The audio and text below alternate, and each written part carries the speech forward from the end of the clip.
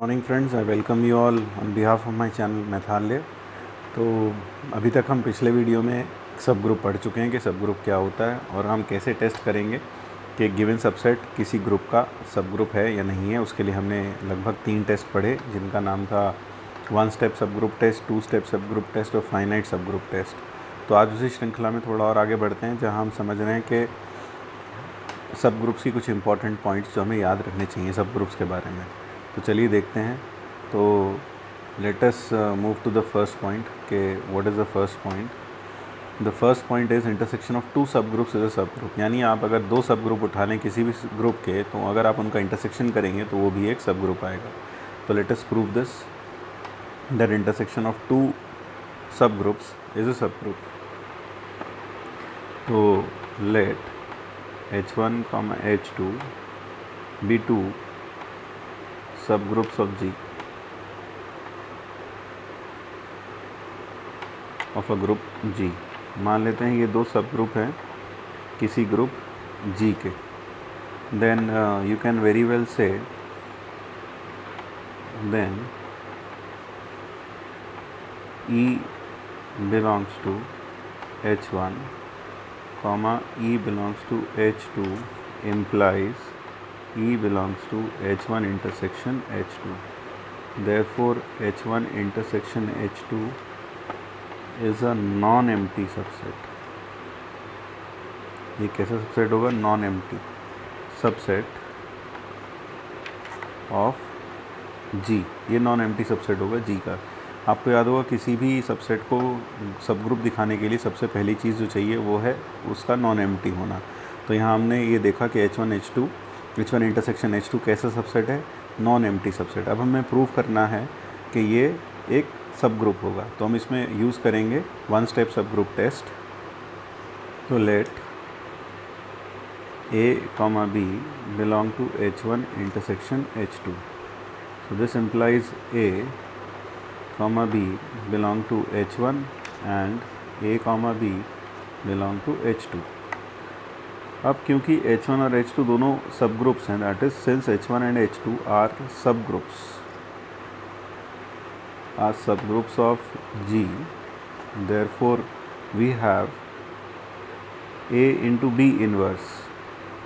ये H1 में होगा ही होगा और इसी तरीके से A into B inverse H2 में होगा। क्योंकि ये दोनों सब ग्रुप्स हैं, तो सब ग्रुप्स हैं तो अगर A और B दोनों H में हैं तो B का इन्वर्स भी H में होगा और क्लोजर प्रॉपर्टी से इस कारण से A B इन्वर्स भी H में होगा, H1 में होगा। इसी तरीके से हम कह सकते हैं क्योंकि A और B H2 में है तो B का इन्वर्स भी H2 में होगा और क्लोजर प्रॉपर्टी से A B का inverse A into B inverse H2 में आ जाएगा, क्योंकि H2 क्लोजर प्रॉपर्टी को सेटिस्फाई करेगा। यानी उसके 2 एलिमेंट्स को ऑपरेट करेंगे तो वो H2 के अंदर ही आएगा। तो इसलिए A इंटू B इन्वर्स करने पर जो एलिमेंट आएगा वो H2 में ही मिलेगा। तो इसलिए हम कह सकते हैं क्योंकि A B इन्वर्स H1 में भी है और H2 में भी है, तो this implies A B inverse belong to H1 intersection H2।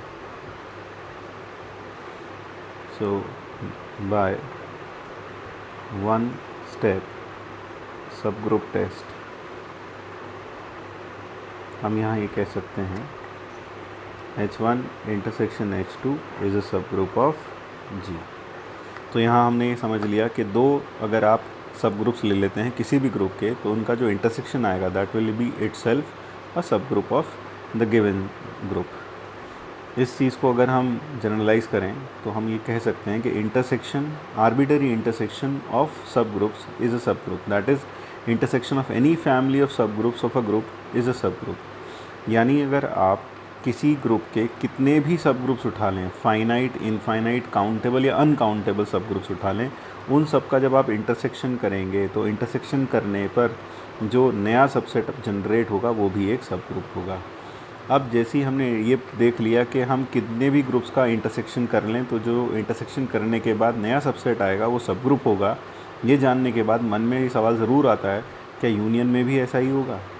तो important point, union of 2 sub groups may not B a sub group. यानी 2 सब ग्रुप्स को अगर हम 2 सब ग्रुप्स का यूनियन कर दें तो उसके बाद जो नया सबसेट बनेगा वो सब ग्रुप होना ज़रूरी नहीं है। इंटरसेक्शन में हालांकि ऐसा होता है, लेकिन यूनियन में ऐसा होना ज़रूरी नहीं है। लेट अस सी वाई। अगर हमें किसी चीज़ को डिसअप्रूव करना है तो उसको डिसप्रूव करने के लिए हमारे पास एक काउंटर एग्जाम्पल होना चाहिए, एग्जाम्पल होना चाहिए। तो हम यहाँ पर क्या प्रूव करना चाहते हैं कि यूनियन ऑफ टू सब groups may not be a सब group, that is what we are trying to prove. तो चलिए प्रूव करते हैं। तो लेट अस प्रूव। तो उसके लिए एक एग्जाम्पल देखते हैं। Consider group G as the group of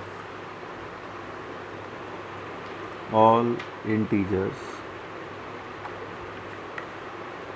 with additive operation, with addition operation। यानी इसके ऊपर ऑपरेशन क्या है? Addition, with addition as operation। यानी जी में आपके पास सारे के सारे इंटीजर्स हैं और आप जानते हैं वो सब इंटीजर्स को अगर हम उसके ऊपर एक एडिशन ऑपरेशन डिफ़ाइन कर लें तो वो एक ग्रुप बन जाएगा, क्योंकि दो इंटीजर्स को जोड़ेंगे तो इंटीजर ही आएगा। हर इंटीजर का एडिटिव इन्वर्स उसका नेगेटिव होगा। आइडेंटिटी एलिमेंट वो यानी उसका नेगेटिव होगा जो कि खुद इंटीजर होगा, और उसका एडिटिव आइडेंटिटी जो होगा, क्योंकि मल्टीप्लिकेटिव आइडेंटिटी नहीं, एडिटिव आइडेंटिटी की बात करेंगे यहाँ पर, तो एडिटिव आइडेंटिटी क्या होगा? ज़ीरो होगा। तो उसमें क्या क्या हो गया? क्लोजर प्रॉपर्टी होल्ड करेगी, दो इंटीजर को ऐड करके इंटीजर आएगा। फिर हर एलिमेंट का इन्वर्स भी उसके अंदर एग्जिस्ट करेगा, और आइडेंटिटी एलिमेंट ज़ीरो हो ही गया है, और एसोसिएटिविटी इंटीजर्स में एडिशन में होल्ड करती ही है। तो यानी जी क्या एक ग्रुप है। तो consider group G as the group of all integers with addition as operation. Let H1 में मैं क्या करता हूँ? सारे इवन इंटीजर्स रख लेता हूँ। माइनस से 4, -2, 0, फिर 2, फिर 4 and so on. So these are set of all integers, even integers, और इसमें मैं सारे 3 के मल्टीपल्स रख लेता हूँ। So if I put in से -6, -3, 0, 3, 6, 9 एंड सो ऑन। तो ये मैंने यहाँ पर ये सारे इंटीजर्स रख लिए। तो आप एक चीज़ समझ सकते हैं कि H1 भी एक सब ग्रुप होगा और H2 भी एक सब ग्रुप होगा। H1 सब ग्रुप क्यों होगा? क्योंकि अगर आप दो इवन इंटीजर्स को ऐड करेंगे तो इवन इंटीजर ही आएगा, और अगर आप किसी भी इवन इंटीजर का इन्वर्स देखेंगे तो वो भी एक इवन इंटीजर ही आएगा। जैसे 2 का इन्वर्स क्या होगा? -2, -4 का इन्वर्स क्या होगा? 4, तो वो भी एक इवन इंटीजर होगा। तो उसका मतलब H1 क्या हो गया? एक सब ग्रुप हो गया। सब ग्रुप क्यों हो गया? क्योंकि ये क्लोजर प्रॉपर्टी सेटिस्फाई कर रहा है और हर एलिमेंट का इन्वर्स भी इसके अंदर है। तो 2 स्टेप सब ग्रुप टेस्ट से H1 क्या है? सब ग्रुप है। इसी तरह से H2 भी एक सब ग्रुप होगा। H2 सब ग्रुप क्यों होगा? फिर से let us see that why will H2 be a sub group. Because अगर आप कोई भी दो एलिमेंट्स को यहाँ ऐड करेंगे तो वो फाइनल 3 का मल्टीपल ही आएगा, क्योंकि दोनों 3 के मल्टीपल हैं। दोनों को ऐड करेंगे तो आंसर भी 3 का मल्टीपल आएगा। तो क्लोजर प्रॉपर्टी को सेटिस्फाई कर रहा है। और दूसरी इंपॉर्टेंट चीज़, हर एलिमेंट का इन्वर्स इसी में मिलेगा। जैसे -3 का इन्वर्स 3 होगा, 9 का इन्वर्स -9 होगा, तो ये भी एक सब ग्रुप है। B 2 sub groups of G. ये दोनों 2 सब ग्रुप हैं जी के। अब हमें शो करना है कि जब हम इन दोनों का इंटरसेक्शन करेंगे, यूनियन करेंगे, तो वो एक सब ग्रुप नहीं होगा। चलिए देखते हैं H1 यूनियन H2 क्या होगा। H1 यूनियन H2 में डेफिनेटली H1 के सारे एलिमेंट्स आएंगे और H2 के भी एलिमेंट्स आएंगे। तो clearly I can say that 3 belongs to H1 union H2 and 2 also belongs to H1 union H2. But if I look at 3 plus 2, that is 5, this does not belong to H1 union H2. Therefore H1 union H2 does not satisfy the closure property. ये closure property को satisfy नहीं करता, और क्योंकि closure property को satisfy नहीं करता, this implies that H1 union H2 is not a सब ग्रुप, इज़ नॉट अ सब ग्रुप ऑफ जी। तो ये जी का एक सब ग्रुप नहीं है। तो इससे हमने एक काउंटर एग्जाम्पल के ज़रिए प्रूव कर दिया कि यूनियन ऑफ टू सब ग्रुप्स में नॉट बी अ सब ग्रुप। तो आपने देखा हमने यहाँ दो सब ग्रुप उठाए H1 और H2, और ये देखा कि इन दोनों का जो यूनियन है वो अपने आप में एक सब ग्रुप नहीं है। तो अभी तक हमने क्या पढ़ लिया वो ज़रा एक बार दोहरा लें कि अगर हम दो सब ग्रुप उठाएं और उनका इंटरसेक्शन करें तो जो इंटरसेक्शन करने के बाद मिलेगा वो भी एक सब ग्रुप होगा। इसी कारण से अगर आप कितने भी सब ग्रुप्स का इंटरसेक्शन करेंगे तो फाइनल रिज़ल्ट एक सब ग्रुप ही आएगा, जबकि यूनियन में दो सब ग्रुप्स का यूनियन करने पर जो आएगा उसका सब ग्रुप होना ज़रूरी नहीं है। अब सवाल उठता है यार सब ग्रुप फिर होगा कब? तो ये देखें, यूनियन ऑफ टू सब ग्रुप्स इज़ अ सब group if and only if one is contained inside the other. यानी अगर मेरे पास दो सब ग्रुप्स हैं तो उन दोनों को यूनियन करने पर भी नया सब ग्रुप आएगा तब अगर उन दोनों में से कोई एक दूसरे के अंदर कंटेन्ड हो, यानी एक दूसरे का क्या हो, सबसेट हो। तो now let us prove this. यानी ऐसा तभी संभव है जब एक पूरा का पूरा उसके अंदर कंटेन्ड हो, दूसरे के अंदर कंटेन्ड हो। तो let us see this. If and only if, तो लेट, तो इफ़ एंड ओनली इफ़ में आप समझते हैं दोनों तरफ से प्रूव करना पड़ेगा। यानी कि अगर let H1 and H2 be two सब ग्रुप्स ऑफ जी, ये दोनों दो सब ग्रुप्स हैं जी के, then such that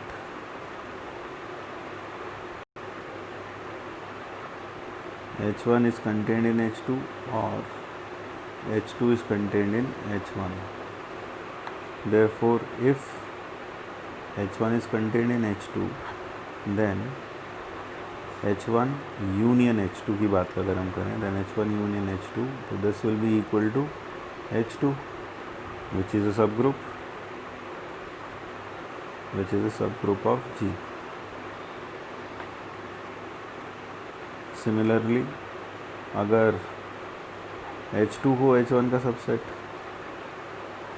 then H1 union H2 in this case will be H1, which is again a subgroup, which is a subgroup of G. तो यहाँ पर हमने ये शो कर दिया कि हाँ, कि अगर एक दूसरे के अंदर कंटेंट है, दोनों में से कोई एक दूसरे के अंदर कंटेंट है तो यूनियन करने पर जो आएगा वो एक सब ग्रुप होगा। अब we proved it the other way, तो that is what we have proved. तो if one is content inside the other then so this is has been proved कि यूनियन क्या होगा, अपने आप में एक सब ग्रुप हो जाएगा। अब हमें इसका फॉरवर्ड डायरेक्शन में प्रूव करना है। फॉरवर्ड डायरेक्शन में मतलब, so let H1, H2 be two subgroups of G such that H1 union H2 is also a subgroup of G. ये भी क्या है, सबग्रुप है G का. This is also a subgroup of G. Then we have to show, हमें क्या show करना है, that either H1 is contained in H2 और H2 is contained in H1. तो हम इसमें कॉन्ट्रडिक्शन से प्रूफ करेंगे. तो क्या कर लेते हैं, let on the contrary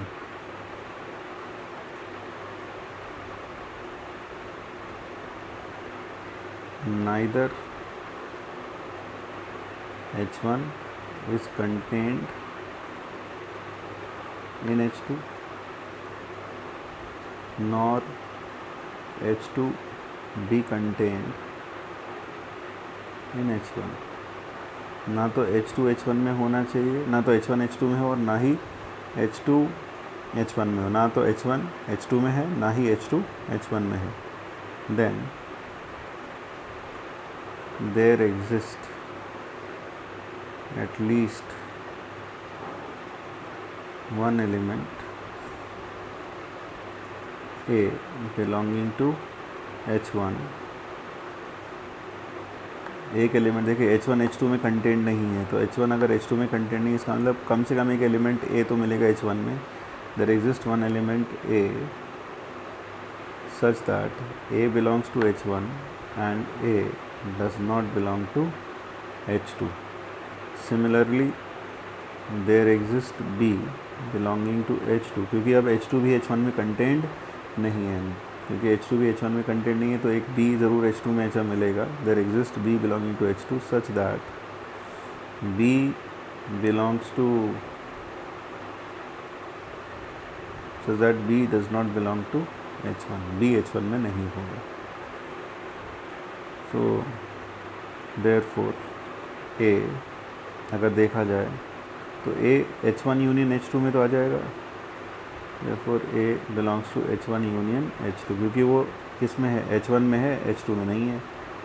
comma B belongs to H1 union H2. But since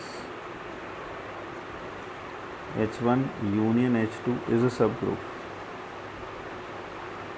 क्योंकि ये सब ग्रुप है, therefore by closure property AB belongs to H1 union H2. तो आप ये समझ गए होंगे कि हमारे पास जो A था वो H1 में है, A is in H1, A H1 में है लेकिन A H2 में नहीं है. इसी तरह से B H2 में है लेकिन B H1 में नहीं है. तो जब हम यूनियन करेंगे H1 और H2 का तो A H1 और H2 में भी आ जाएगा और B भी H1 और H2 में आ जाएगा. और क्योंकि H1 H2 क्या है, एक सब ग्रुप है, H1 यूनियन H2 एक सब ग्रुप है, तो क्लोजर प्रॉपर्टी से A into B H1 union H2 में होगा. तो अब आगे की कहानी. तो AB अगर H1 यूनियन H2 में है, this implies AB belongs to H1 और AB बिलोंग्स टू H2, क्योंकि यूनियन में इसका मतलब या तो वो H1 में होगा या फिर H2 में होगा. तो if AB belongs to H1 then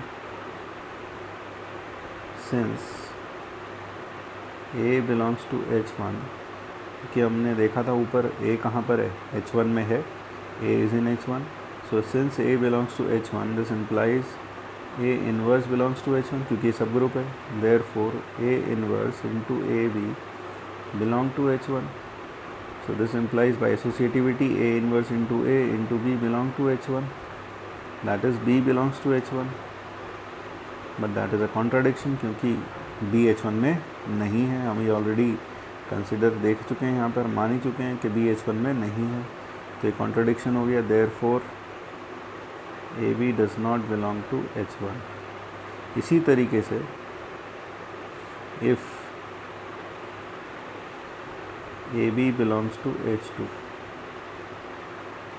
then since B belongs to H2 implies B inverse belongs to H2.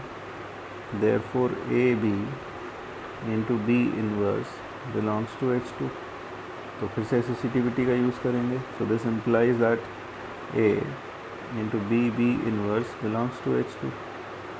So this implies A belongs to H2. So this is again a contradiction. So neither AB belongs to H1 nor AB belongs to H2, लेकिन AB या तो H1 में होना चाहिए या H2 में होना चाहिए, दोनों में से एक में तो होना चाहिए कम से कम. So therefore we arrive at a contradiction. Hence either H1 is contained in H2 और H2 is contained in H1. बिना उसके H1 यूनियन H2 सब ग्रुप नहीं हो सकता. तो यहाँ पर एक इम्पॉर्टेंट पॉइंट हमें सीखने को मिला कि दो सब ग्रुप्स का यूनियन एक सब ग्रुप तभी होगा जब एक दूसरे के अंदर कंटेंट हो, नहीं तो ऐसा होना पॉसिबल नहीं है. तो कुल मिलाकर इसके जो गेट अवेज हो गए, जो टेक अवेज हो गए इस लेक्चर के, वो ये हुए. नंबर 1, तो यहाँ मैं लिख रहा हूँ टेक अवेज. तो आप इस लेक्चर से क्या ले जाएं फाइनली? तो पहला टेक अवे तो ये है, intersection of two subsets is a subset और इंटरसेक्शन ऑफ टू सब ग्रुप्स इज़ अ सब ग्रुप. इंटरसेक्शन ऑफ टू सब ग्रुप्स इज़ अ सब ग्रुप. दूसरा, यूनियन ऑफ टू सब groups may not be a subgroup. Union of two subgroups may not be a subgroup.